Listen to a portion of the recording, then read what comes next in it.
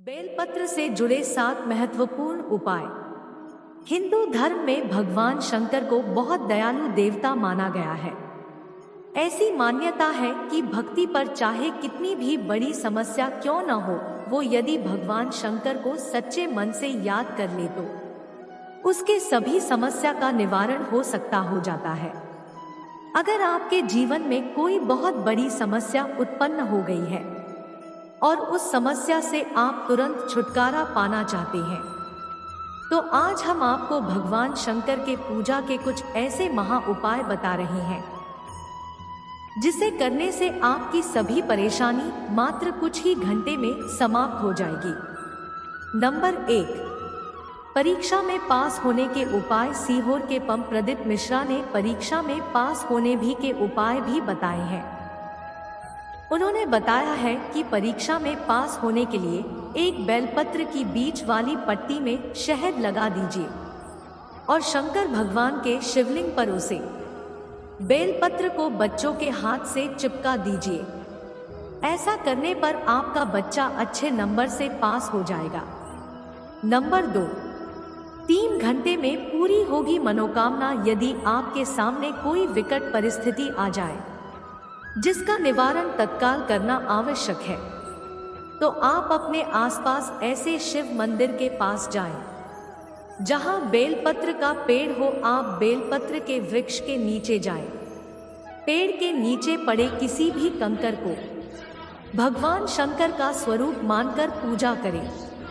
इस कंकर पर आप एक चावल या मूंग का दाना चढ़ाएं, साथ ही 1 लोटा जल अर्पित करें और भगवान से अपनी समस्या के बारे में बताएं और शीघ्र पूरी होने की कामना मांगे। ऐसा करने से भगवान शिव की कृपा से आपकी समस्या 2-3 घंटे के भीतर समाप्त हो जाएगी। नंबर 3, बेलपत्र के लगाने के फायदे। धार्मिक मान्यता के अनुसार बेलपत्र के जड़ों में मां गिरिजा, तने में मां महेश्वरी, शाखों में मां दक्षायणी, पत्तियों में मां पार्वती और फूलों में मां गौरी का वास होता है। ऐसे में दरवाजे पर बेलपत्र का पेड़ लगाने से बुरी शक्तियों का असर दूर होता है। इसे घर के उत्तर पश्चिम दिशा में लगाना चाहिए। यह परिवार के सदस्यों को तेजवान और ऊर्जावान बनाता है। बेलपत्र का पौधा लगाने से चंद्र दोष और अन्य दोष के अशुभ प्रभाव नहीं पड़ते हैं। नंबर 4, बेलपत्र के नीचे रखे शिवलिंग। बेलपत्र के पेड़ के नीचे स्थापित शिवलिंग की पूजा करना बहुत शुभ माना जाता है। ऐसी मान्यता है कि बेलपत्र के पेड़ में भगवान शंभू का वास होता है और बेलपत्र के नीचे शिवलिंग स्थापित करें। भगवान शंकर की पूजा करने से भगवान शिव की विशेष कृपा मिलती है। नंबर 5, धन प्राप्ति के लिए बेलपत्र का उपाय। धन प्राप्ति के रास्ते खोलने के लिए भी बेलपत्र का उपाय किया जाता है। इसके लिए सोमवार के दिन 5 बेलपत्र के पत्ते शिवलिंग पर चढ़ाएं और फिर उन पत्तों को अपने पर्स या तिजोरी में रख दें। ऐसा करने पर आपको धन लाभ हो सकता है। यदि आपके पास पैसा नहीं टिक रहा है तो सावन के महीने में बेलपत्र का यह उपाय आपके लिए बहुत काम का हो सकता है। सावन के 5 सोमवार को आप शिवलिंग पर बेलपत्र चढ़ाएं और उन बेलपत्र को पर्स या फिर पैसों के स्थान में रख दें। इस आसान से उपाय को करने से आपको पैसों की कमी नहीं होगी। बेलपत्र का पेड़ घर में लगाएं। बेलपत्र का पेड़ घर में लगाने से महालक्ष्मी प्रसन्न होती है और आपके घर में बरकत होती है। नंबर 6, धन संबंधी समस्या के लिए प्रदीप मिश्रा के टोटके। अगर आपको धन संबंधी समस्या है तो चलिए हम आपको गुरुजी प्रदीप मिश्रा का एक बहुत ही अचूक उपाय बताते हैं। इस टोटके के मुताबिक आपको मंगलवार के दिन शिवलिंग को पके चावल से ढक देना है और फिर उसके बाद उसमें बेलपत्र 7 पत्ते चढ़ा देना है। ऐसा माना जाता है कि उपाय बहुत ही अचूक है और ऐसा करने से आपकी धन संबंधी सभी समस्याएं दूर होगी। और माँ लक्ष्मी की कृपा आप पर बनी रहेगी। साथ ही यदि आपने कोई कर्ज लिया है तो धीरे धीरे उससे मुक्ति मिल जाएगी। नंबर 7, आर्थिक संकट के लिए बेलपत्र का उपाय। अगर आप लंबे समय से आर्थिक संकट से सोच रहे हैं तो सोमवार के दिन शिवजी को बेलपत्र अर्पित करें। इसके बाद 3 बेलपत्र पर लाल चंदन से ओम नमः शिवाय लिखें और उसे अपनी तिजोरी में रख दें। कहा जाता है कि ऐसा करने पर आर्थिक समस्याएं दूर होती है। नंबर 8, संतान प्राप्ति के लिए बेलपत्र का उपाय। यदि दंपति संतानहीनता से परेशान है तो वह सावन महीने में संतान सुख पाने के लिए बेलपत्र का एक उपाय आजमा सकते हैं। इसके लिए अपनी उम्र के बराबर संख्या में बेलपत्र लें, साथ ही थोड़ा कच्चा दूध लें। फिर एक एक बेलपत्र को दूध में डुबोकर शिवलिंग पर चढ़ाएं और ओम नमः शिवाय मंत्र का जाप करते रहें। प्रत्येक बेलपत्र को चिकनी तरफ से शिवलिंग पर चढ़ाएं। ऐसा कम से कम 7 सोमवार तक करें। भगवान जल्द आपको संतान देंगे। नंबर 9, मनोकामना पूर्ति का उपाय। यदि आपकी कोई मनोकामना लंबे समय से अधूरी है तो वह सावन सोमवार के दिन शिवलिंग का जलाभिषेक करें। फिर 5 बेलपत्र चढ़ाएं और बेलपत्र चढ़ाने के साथ ही दूध और शहद से शिवलिंग का अभिषेक करते रहें। साथ में ओम नमः शिवाय मंत्र का जाप करते रहें।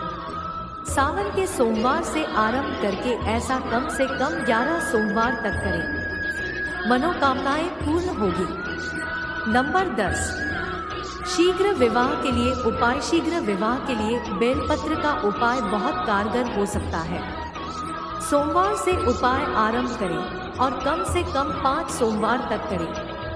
सावन सोमवार को शिवलिंग पर 108 बेलपत्र चढ़ाएं और बेलपत्र चढ़ाते समय ओम नमः शिवाय या श्री शिवाय नमस्तुभ्यं मंत्र का उच्चारण करते रहें। साथ ही माता पार्वती की भी पूजा करते करें तो आपके विवाह के शीघ्र योग बनेंगे। नंबर 11, सुखी दाम्पत्य जीवन के लिए बेलपत्र का उपाय। अगर आपके वैवाहिक जीवन में परेशानी आ रही हो तो सावन के महीने में सोमवार के दिन पति पत्नी साथ में शिवजी और मां पार्वती की पूजा करें और साथ में ही बेलपत्र अर्पित करें। ऐसा करने पर दाम्पत्य जीवन में खुशहाली होगी। नंबर 12, मनोकामना पूर्ति के लिए बेलपत्र का उपाय। हर किसी की कोई न कोई इच्छा होती है जो वह चाहता है कि पूरी हो जाए। अगर आपकी भी ऐसी कोई इच्छा है तो सावन की सोमवार के दिन 108 बेलपत्र ले और उसे पर अष्टगंध से राम का नाम लिखिए और इसकी माला बनाकर महादेव को अर्पित करें। कहा जाता है कि इस उपाय से सभी तरह के मनोकामना पूरी होती है। नंबर 13, बीमारी दूर करने के लिए बेलपत्र के उपाय। अगर आपके घर में कोई सदस्य काफी समय से बीमार चल रहा है तो बेलपत्र का उपाय करना आपके लिए शुभ फलदायी होगा। तांबे की लोटे में जल लेकर पीला चंदन उसमें डालें और 108 बेलपत्र उसमें डाल दें। इसके बाद शिवलिंग पर जल चढ़ाते रहें और एक एक बेलपत्र चढ़ाते रहें और मन ही मन ओम नमः शिवाय मंत्र का जाप करते रहें और बीमार व्यक्ति के अच्छे स्वास्थ्य की कामना करते रहें। इस उपाय को करने से रोगी जल्द ही स्वस्थ होगा। नंबर 14, भगवान शिव को मशहूर की दाल चढ़ाएं। प्रदीप मिश्रा गुरु जी कहते हैं, कर्ज से मुक्ति का एक उपाय है कि अपने कर्ज को पूरी तरह से चूकने के लिए आपको मंगलवार के दिन भगवान शिव को मसूर की दाल का भोग लगाना है और जब आप मसूर की दाल चढ़ाएं तो ओम मुक्तेश्वर महादेवाय नमः मंत्र का जाप भी करें। साथ ही वह ऐसी सलाह देते हैं कि मंगलवार और बुधवार को किसी को कर्ज नहीं लेना चाहिए, क्योंकि अगर किसी 2 दिनों में कोई कर्ज लेता है तो इस चुकाने में काफी परेशानी होती है। इसलिए मंगलवार और बुधवार को किसी भी व्यक्ति को कर्ज नहीं लेने की सलाह दी जाती है। नंबर 15, शिवलिंग पर रखा बेलपत्र खाएं। महाराज ने साधन उपाय बताते हुए कहा कि शिवलिंग पर रखा बेलपत्र खाएं। इससे मन में आत्मविश्वास जागीर और समस्या का निवारण होने लगेगा। श्रद्धालुओं के भेजे गए पत्र को पढ़कर भी सुनाया, जिसमें एक पुलिस वाले ने लिखा था कि उसकी बच्ची बोल नहीं पाती थी। पत्नी प्रतिदिन 1 लोटा जल अर्पित करती और बेलपत्र पीसकर बच्चों को खिलाती थी। इसके कुछ ही दिनों में बच्ची बोलने लगी। नंबर 16, शिवलिंग पर बेलपत्र कैसे चढ़ाएं। बेलपत्र शिवजी को अति प्रिय है। जब भी आप शिवजी की पूजा करने जाएं, तो उनको बेलपत्र अर्पित करने का प्रयास जरूर करें। वैसे तो 11, 21, 51 या आयु के बराबर बेलपत्र चढ़ाने के लिए कहा जाता है, लेकिन भगवान भोलेनाथ मंत्र 1 बेलपत्र और 1 लोटा जल से भी प्रसन्न हो जाते हैं। पूजा करते समय यह ध्यान देना चाहिए कि बेलपत्र कहीं से कटी हुई ना हो। हमेशा 3 पत्तियों वाली बेलपत्र चढ़ाना चाहिए। बेलपत्र की चिकनी सतह शिवलिंग को स्पर्श करना चाहिए। जब शिवजी को आप बेलपत्र चढ़ाया, तब आपको अपने माध्यम तीसरी उंगली अनामिका, दूसरी उंगली और अंगूठे से ही बेलपत्र को पकड़ना चाहिए। याद रखें, अपनी तर्जनी पहली उंगली से कभी भी बेलपत्र को स्पर्श न करें। किसी भी पूजा में तर्जनी उंगली का स्पर्श शुभ नहीं माना जाता है। कभी भी ऐसी बेलपत्र शिवजी को नहीं चढ़ाने चाहिए जिसमें बेलपत्र की किसी पत्ते में यदि कोई चक्कर, कोई उभरा हुआ चिन्ह बना हुआ हो। इसके अलावा यदि किसी बेलपत्र की डंडी के नोक पर गदा, ठूठ है तो उसे भी शिवजी को समर्पित नहीं करनी चाहिए। नंबर 17, शिवजी पर बेलपत्र चढ़ाने का फल आचार्य और पुरोहित बताते हैं कि भगवान शिवजी पर बेलपत्र चढ़ाने से शिवजी और भगवान राम जी दोनों का आशीर्वाद प्राप्त होता है। शिवलिंग पर प्रतिदिन बेलपत्र चढ़ाने से दरिद्रता का नाश होता है। ऐसा करने से दुख, दरिद्रता और गरीबी दूर होते हैं तथा मन को शांति प्राप्त होती है। सावन माह की सोमवार के दिन शिवलिंग पर बेलपत्र चढ़ाने से 1 करोड़ कन्यादान के बराबर फल प्राप्त होता है एवं सौभाग्य उदय होता है। भगवान शिव जी को श्री राम का नाम अत्यधिक प्रिय है। अतः ऐसी मान्यता है कि बेलपत्र पर भगवान श्री राम का नाम लिखकर शिवजी को अर्पित किया जाता है। ऐसा करने से भगवान भोलेनाथ अपने भक्तों पर प्रसन्न होते हैं और उनको लंबी आयु का फल प्रदान करते हैं। नंबर 18, पंडित प्रदीप मिश्रा जी बताते हैं कि जब भी भगवान शिव जी की पूजा करने जाए तो उन पर बेलपत्र अवश्य चढ़ाएं, चाहे एक ही चढ़ाएं। अगर संभव नहीं हो पाए तो शिवलिंग के ऊपर चढ़ी हुई बेलपत्र को दोबारा धोकर ही चढ़ा सकते हैं। इसके बाद आप उसे चढ़ी हुई बेलपत्र को प्रसाद के रूप में खा लीजिए। प्रतिदिन ऐसा करने से शरीर रोग मुक्त रहता है। इसके अलावा आप मंदिर से बेलपत्र लाकर उसे सुखाकर उसका चूर्ण बनाकर उसे भी प्रतिदिन गुनगुने पानी में मिलाकर ले सकते हैं। बेलपत्र का नियमित सेवन आपको कई रोगों से मुक्त करेगा। नंबर 19, प्रदीप मिश्रा जी अपनी कथा में बताते हैं कि किसी विषम परिस्थिति के कारण यदि मन व्याकुल हो तो 1 बेलपत्र और 1 लोटा जल लेकर शिवजी के मंदिर जाएं और सबसे पहले बेलपत्र को शिवलिंग के अशोक सुंदरी वाले स्थान पर चढ़ाएं तथा उस पर जल चढ़ाएं। फिर उसके बाद वही बेलपत्र शिवलिंग पर चढ़ाएं और शिवलिंग पर जल चढ़ाने से मन की व्याकुलता शांत होती है।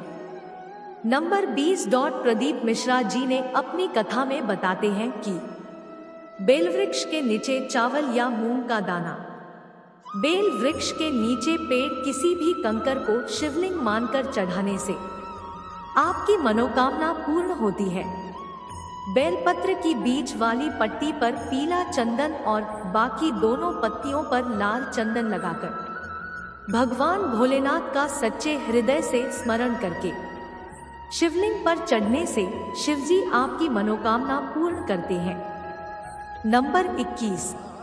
प्रदीप मिश्रा जी अपनी कथा में बताते हैं कि अगर आपको लगता है कि मेरे बच्चे ने पढ़ाई नहीं की है और आपका बच्चा परीक्षा देने जा रहा है, तो जाने से पहले अपने बच्चों से बेलपत्र की बीच वाली पट्टी पर शहद लगाकर उसे शिवलिंग पर चिपकवा दीजिए। उसे विषय में आपका बच्चा जरूर उत्तीर्ण पास हो जाएगा, चाहे उसने साल भर पढ़ाई नहीं की हो। नंबर 22। प्रदीप मिश्रा जी ने अपनी कथा में बताते हैं कि आपने कितनी ही बड़ी कोई गलती की है तो भगवान शंकर के शिवलिंग पर एक बेलपत्र की डंडी को जहां आप बैठे हैं उससे पीछे की ओर करके अर्पित करने से भगवान शिव जी आपकी गलती को क्षमा कर देते हैं। नंबर 23। संतान प्राप्ति के लिए प्रदीप मिश्रा जी बताते हैं कि जिस नारी के गर्भ नहीं ठहर रहा है, बार बार गर्भ गिर जा रहा है, सारे उपाय करने के बाद भी कुछ नहीं हो रहा है, तो उसे नारी को शिव महापुराण में बताया गया है यह उपाय करना चाहिए। सोमवार के दिन बेलपत्र के वृक्ष के नीचे किसी ब्राह्मण और ब्राह्मणी और उसके पुत्र को बिठाकर खीर खिलाना चाहिए तथा बची हुई खीर की जूठन को उसे नारी को खिला देना चाहिए। शिव महापुराण की कथा कहती है कि 4 से 5 माह में उसे नारी को गर्भ ठहर जाएगा। नंबर 24।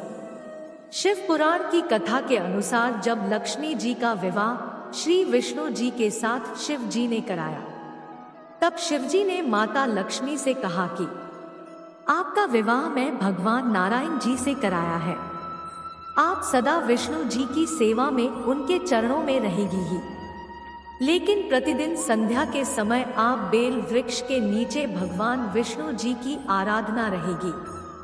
आता जो भी संध्या के समय बेल वृक्ष की जड़ के पास एक घी का दिया दीपक जलाएगा, उसके घर में कभी धन की कमी नहीं रहेगी, वह व्यक्ति सदा कर्ज से मुक्त रहेगा। नंबर 25।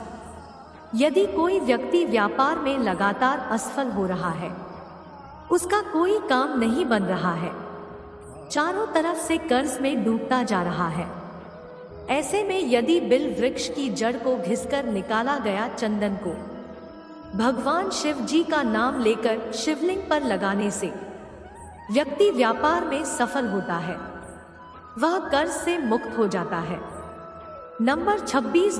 अगर आपका कोई काम बहुत दिन से अटक रहा है, बहुत से उपाय भी कर लिए तो भी काम और हो ही नहीं रहा, तो बेलपत्र के बीच वाली पट्टी पर शहद लगाकर उसे शंकर जी के शिवलिंग पर चिपका दीजिए और उसे पर अपने हथेली रखकर अपनी कामना करके वापस घर को आ जाइए। बाबा आपकी वह मुराद 3 महीने के अंदर पूरा कर देता है।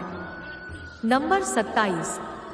शिव पुराण की कथा कहती है कि 5 जगह बेलपत्र चढ़ाने चाहिए अपने मनोकामना की पूर्ति के लिए।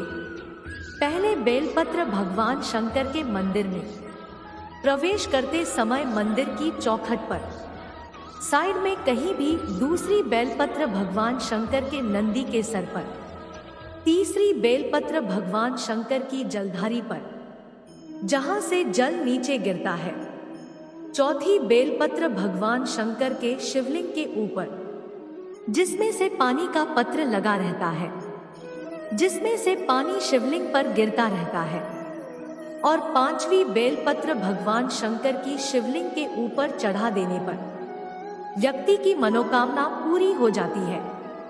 बेलपत्र चढ़ाते समय इस बात का ध्यान जरूर रखना चाहिए कि पति की डंडी का मुंह हमेशा उसे दिशा की तरफ होना चाहिए जहां से जल बह के नीचे जा रहा है। नंबर 28, दरिद्रता का अंत सोमवार को बेलपत्र तोड़कर लाएं और इसे अपने पूजा घर में रख दें और फिर अपने घर के लिए मंगल कामना करना है। बेलपत्र के वृक्ष को श्री वृक्ष भी कहा जाता है। बेलपत्र का पूजन पाप दरिद्रता का अंत कर वैभवशाली बनाने वाला माना गया है। घर में बेलपत्र लगाने से देवी महालक्ष्मी बहुत प्रसन्न होती है। इन पत्तों को लक्ष्मी का रूप माना जाता है। इन्हें अपने पास रखने से कभी धन दौलत का अभाव नहीं होता। नंबर 29, पितरों को प्रसन्न करने के लिए बेल वृक्ष का उपाय। सावन में आप अपने पितरों को प्रसन्न करना चाहते हैं तो बेल वृक्ष को जल से सिंचे। ऐसा करने से आपके नाराज पितर तृप्त होकर आशीर्वाद देंगे। उनके खुश होने से परिवार में सुख और शांति आएगी। परिवार का हर सदस्य उन्नति करेगा।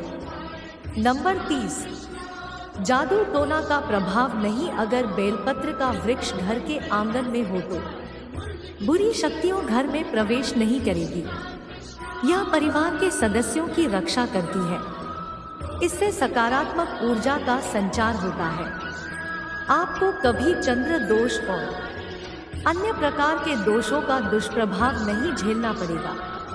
नंबर 31, इन तिथियों में ना थोड़े बेलपत्र। चतुर्थी, अष्टमी, नवमी, चतुर्दशी और अमावस्या तिथि पर बेलपत्र नहीं तोड़ना चाहिए। वही तिथियां से संक्रांति, काल और सोमवार को बेलपत्र ना तोड़े। बेलपत्र को टहनी समेत नहीं तोड़ना चाहिए। इसे चढ़ाते समय 3 पत्तियों की डेंटल को तोड़कर ही महादेव को अर्पित करें। नंबर 32, जानिए बेलपत्र से जुड़ी इन सावधानियां के बारे में। एक बेलपत्र में 3 पत्तियां होनी चाहिए। पत्तियां कटी या टूटी हुई ना हो और उनमें कोई छेद भी नहीं होना चाहिए। भगवान शिव को बेलपत्र चिकनी ओर से ही अर्पित करें। एक ही बेलपत्र को जल से धोकर बार बार भी चढ़ा सकते हैं। शिवजी को बेलपत्र अर्पित करते समय साथ ही में जल की धारा जरूर चढ़ाएं। बिना जल के बेलपत्र अर्पित नहीं करना चाहिए। नंबर 33, बेलपत्र के आयुर्वेदिक प्रयोग। बेलपत्र का केवल देवीय प्रयोग नहीं है, यह तमाम औषधियों में भी काम आता है। इसके प्रयोग से आपकी सेहत से जुड़ी तमाम समस्याएं चुटकियों में हल होती है। बेलपत्र का रस आंख में डालने से आंखों की ज्योति बढ़ती है। बेलपत्र का काढ़ा शहद में मिलाकर पीने से खांसी से राहत मिलती है। सुबह 11 बेलपत्रों का रस पीने से पुराना सर दर्द भी ठीक हो जाता है। नंबर 34, अगर मुकदमे या विवाद से छुटकारा पाना हो। अगर आपकी जिंदगी विवादों से घिरी रहती है, कोर्ट के चक्कर आपका पीछा नहीं छोड़ रहे हो, तो बोल बेलपत्र के एक प्रयोग से इस समस्या का भी समाधान हो सकता है। रामचरितमानस के उत्तरकांड में राम राज्याभिषेक तक जाए। राज्याभिषेक की समय शिवजी ने श्री राम जी की जो स्तुति की है उसका पाठ करें। रोज सुबह प्रेम सहित श्री राम स्तुति का पाठ करने से सारी बाधाएं दूर होगी। नंबर 35, बेलपत्र के पेड़ के नीचे दीपक कब लगाना चाहिए। बेलपत्र के पेड़ के नीचे दीपक सुबह शाम के समय लगा सकते हैं, परंतु शाम के समय प्रदोष काल में दीपक लगाना अत्यंत शुभ और लाभप्रद माना जाता है। प्रदोष काल को गोधूली बेला कहा जाता है क्योंकि इस समय दिन और रात मिल रहे होते हैं, इसलिए इसे संध्या काल कहा जाता है और पूजा करने के लिए यह समय सर्वोत्तम माना जाता है। शाम के 5:30 से लेकर 8 बजे तक के समय को प्रदोष काल कहा जाता है।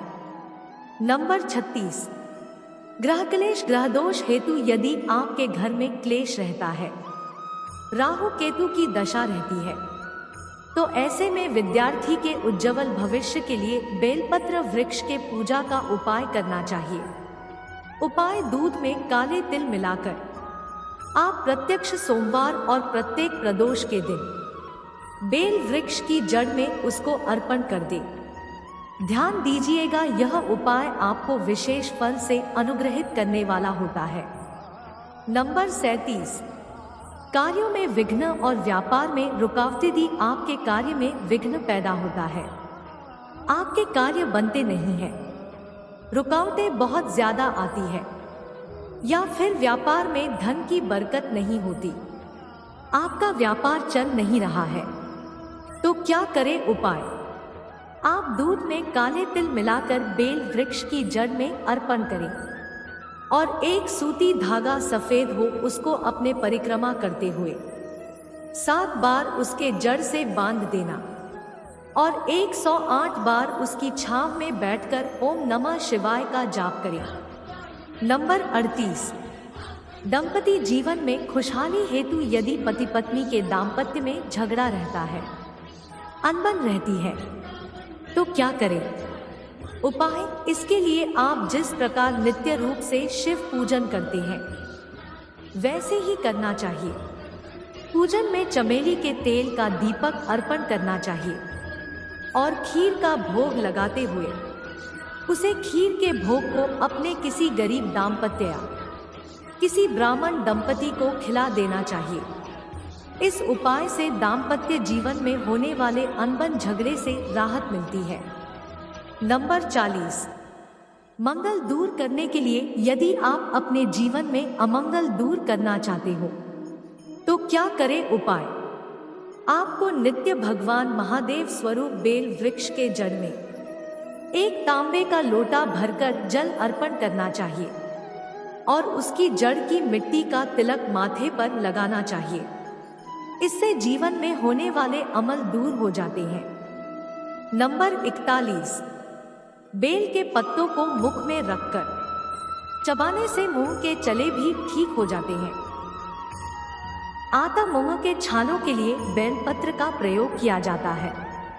सांस संबंधित समस्या के लिए भी बेलपत्र का प्रयोग किया जाता है। इसकी पत्तियों का रस पीने से श्वास संबंधी रोगों में भी आराम मिलता है। बेल पत्र की प्रयोग से बुखार भी ठीक हो जाता है। इसके लिए बेल की पत्तियों को काढ़ा बनाकर रोगी को दें। इससे बुखार उतर जाता है और बुखार ठीक हो जाता है। नंबर 42, आंखों के रोग में बेलपत्र के उपाय। दोस्तों, यदि आप आंखों के रोग की वजह से काफी अधिक परेशान हैं, तो फिर आपको बेलपत्र का उपाय करना चाहिए। इसके लिए बेल के पत्तों को घी लगाकर यदि आप आंखों पर बांधते हैं तो उसके बाद आपकी आंखों की समस्याएं दूर होती हैं। इसके अलावा बेल के रस को यदि आप आंखों में लगाते हैं तो ऐसा करने से भी आंखों की समस्याएं दूर हो जाती हैं। नंबर 43, रतौंधी के लिए बेलपत्र का उपाय। दोस्तों, वह यदि किसी को रतौंधी हो गया है, 10 ग्राम ताज़ी बेल के पत्तों को 7 नग काली मिर्च के साथ पीस ले। इसे 100 मिलीलीटर जल में छान ले। इसमें 25 ग्राम मिश्री को मिलाकर यदि आप पीते हैं तो ऐसा करने से रतौंधी के अंदर काफी अधिक लाभ होता है। इसके अलावा रात को बेलपत्र के पत्तों को भिगो देना चाहिए और सुबह इस पानी की मदद से अपनी आंखों को धोना चाहिए। ऐसा करने से भी काफी लाभ होता है। नंबर 44, हार्ट रोग के अंदर उपयोग। दोस्तों, आपको बता दें कि 5 से 10 मल के पत्ते के रस में गाय का घी 5 ग्राम मिलकर चढ़ाएं। ऐसा करने से आपके हार्ट रोग की समस्या से आराम मिलता है। आजकल आप देख रहे हैं कि हार्ट रोग की समस्या काफी तेजी से बढ़ती जा रही है। हृदय रोग संयुक्त राज्य अमेरिका में मौत का प्रमुख कारण है। हर साल 6 लाख से अधिक मौत का लेखा चौक होता है। नंबर 45, बेलपत्र का उपाय। पेट दर्द के अंदर। वैसे आपको बता दें कि पेट दर्द एक आम प्रकार की समस्या है और यह किसी को भी हो सकता है। इसके बारे में आपको पता होना चाहिए। 10 ग्राम बेल के पत्ते तथा 7 काली मिर्च पीसकर उसमें 10 ग्राम मिश्री मिलाकर शरबत बनाकर आपको पीना चाहिए। यदि आप इसको पीते हैं तो आपके पेट दर्द की समस्या दूर हो जाएगी। प्रिय दोस्तों, आज के वीडियो में बस इतना ही। हमारे द्वारा दी गई शास्त्रों के अनुसार जानकारी आपको अच्छी लगी हो तो वीडियो को लाइक, शेयर एंड सब्सक्राइब करें और कमेंट बॉक्स में ओम नमः शिवाय अवश्य लिखें। धन्यवाद।